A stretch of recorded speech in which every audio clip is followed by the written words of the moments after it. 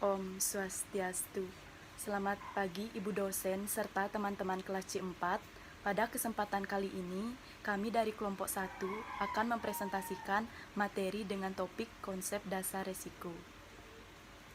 Adapun nama anggota kelompok kami yaitu saya sendiri, Nikomang Sita Dewi dengan NPM 304, Wayan Purnia Dewi dengan NPM 270, Ninyoman Diatmi Nadia Paramita dengan NPM 281, Ida Ayu Dwi Chandra Pramesti dengan NPM 301. Perkenalkan, nama saya Nikomang Sita Dewi dengan NPM 304. Di sini saya akan membawakan materi pertama dari presentasi ini. Pengertian resiko dari beberapa ahli. Yang pertama, menurut Kontur 2004, resiko merupakan suatu keadaan yang tidak pasti yang dihadapi seseorang atau perusahaan yang dapat memberikan dampak merugikan. Yang kedua, menurut Herman Darmawi, resiko merupakan probabilitas sesuatu hasil atau outcome yang berbeda dengan yang diharapkan. Yang ketiga, dalam Kamus Besar Bahasa Indonesia atau KBBI, resiko adalah akibat yang kurang menyenangkan atau merugikan, membahayakan dari suatu perbuatan atau tindakan. Menurut Jojo Sudarso 2003, resiko selalu dihubungkan dengan kemungkinan terjadinya sesuatu yang merugikan, yang tidak diduga atau tidak diinginkan. Sedangkan menurut Serilwati 2016, resiko diartikan sebagai probabilitas suatu kejadian yang mengakibatkan kerugian ketika kejadian tersebut terjadi selama periode tertentu. Sementara itu, Hilson 2001 dalam Rizkyah 2017 mengemukakan bahwa resiko memiliki makna ganda, yaitu resiko dengan efek positif yang disebut sebagai kesempatan atau opportunity, dan resiko yang membawa efek negatif yang biasa disebut ancaman atau threat. Yang terakhir yaitu Hedi Ningrum 2015 mengemukakan bahwa kedua makna ini tidak sepenuhnya diakui oleh masyarakat luas karena saat ini resiko pada umumnya dipandang sebagai sesuatu yang negatif seperti kehilangan, bahaya, dan kerugian yang diderita akibat suatu kejadian yang terjadi pada waktu tertentu. Maka berdasarkan definisi ini dapat diambil kesimpulan bahwa risiko adalah probabilitas suatu kejadian yang tidak diinginkan pada seseorang atau organisasi yang dapat mengakibatkan kerugian ketika kejadian tersebut terjadi. Yang kedua yaitu resiko dan ketidakpastian. Pengertian ketidakpastian. Kata ketidakpastian berarti suatu keraguan.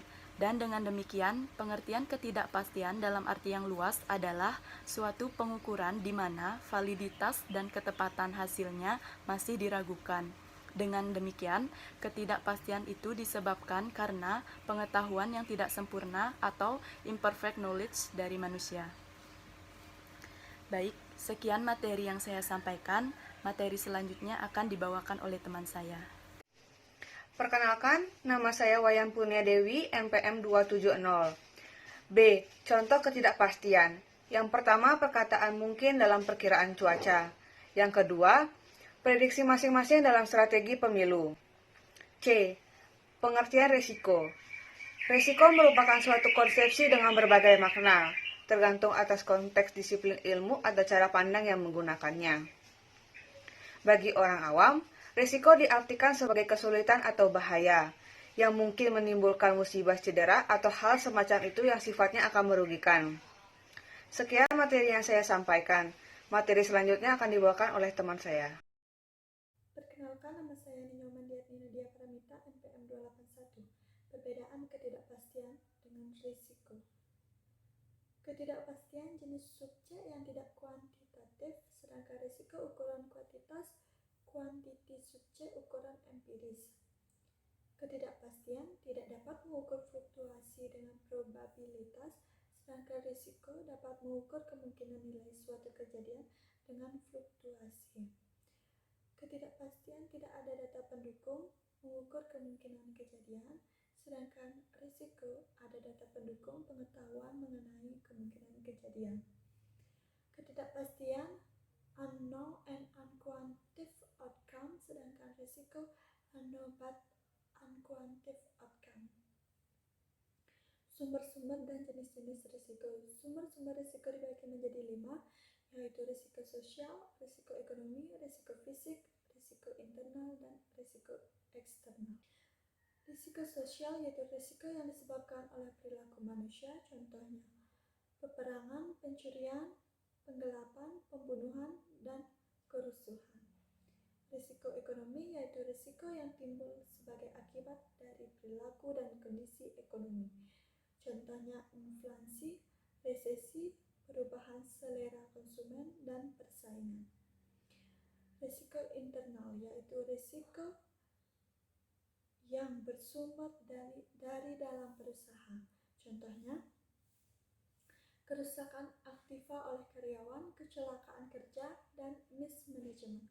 Yang terakhir yaitu risiko eksternal, yaitu risiko yang bersumber dari luar perusahaan, contohnya risiko pencurian, penipuan, persaingan, fluktuasi harga, perubahan polisi pemerintah, dan risiko finansial. Sekian materi yang dapat saya sampaikan. Materi selanjutnya akan disampaikan oleh teman saya. Perkenalkan, saya Ida Ayu Ducendra Pramesti dengan MPM 301 akan melanjutkan presentasi dari teman saya. Jenis-jenis risiko. Secara umum, jenis risiko dikenal dalam 2 tipe, antara lain, yang pertama, ada risiko murni, merupakan risiko yang mana kemungkinan kerugian ada, tetapi kemungkinan keuntungan tidak ada. Tipe ini dibagi menjadi 3. Yang pertama, ada risiko aset fisik, yaitu risiko yang berakibat timbulnya dari kerugian pada aset fisik suatu perusahaan. Contohnya yaitu kebakaran, banjir, gempa, tsunami, gunung meletus, dan lain-lain. Yang kedua, ada risiko karyawan, yaitu risiko yang diakibatkan oleh apa yang dialami karyawan yang bekerja di perusahaan tersebut. Contohnya, kecelakaan kerja. Yang ketiga, ada risiko legal, yaitu risiko dalam bidang kontrak yang mengecewakan atau tidak berjalan sesuai dengan rencana. Contohnya, perselisihan antar perusahaan yang menimbulkan persoalan ganti rugi. Jenis risiko yang kedua yaitu risiko spekulatif, merupakan risiko yang mana kita mengharapkan terjadinya kerugian dan juga keuntungan. Tipe ini dibagi menjadi 4, antara lain, yang pertama ada risiko pasar, yaitu risiko yang terjadi dari pergerakan pada harga pasar. Contohnya, harga saham yang mengalami penurunan. Yang kedua, ada risiko kredit, yaitu risiko yang terjadi karena mitra pengimbang gagal memenuhi kewajibannya pada perusahaan. Contohnya, timbulnya kredit macet dan persentase piutang meningkat.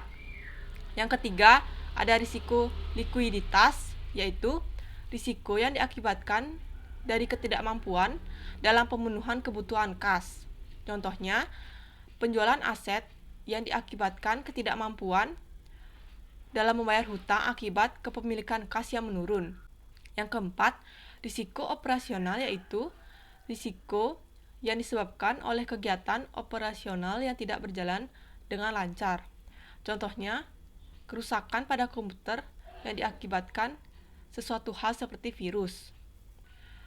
Contoh kasus yang terkait dari salah satu submateri konsep dasar kelompok kami, yaitu kasus PT Nyonya Menir yang dinyatakan bangkrut diikuti dengan kondisi pailit. Pada kasus ini, termasuk ke dalam jenis risiko likuiditas dan risiko kredit, yang mana perusahaan tidak mampu membayar hutang, serta persentase piutang yang terus meningkat. Adapun kesimpulan yang dapat saya ambil yaitu risiko adalah bentuk keadaan ketidakpastian tentang suatu keadaan yang akan terjadi nantinya, dengan keputusan yang diambil berdasarkan berbagai pertimbangan pada saat ini. Sekian presentasi dari kelompok 1 mengenai konsep dasar risiko. Terima kasih atas waktu yang telah diberikan oleh Ibu dosen serta teman-teman sekalian. Akhir kata saya ucapkan para Santi. Om Santi Santi Santi Om.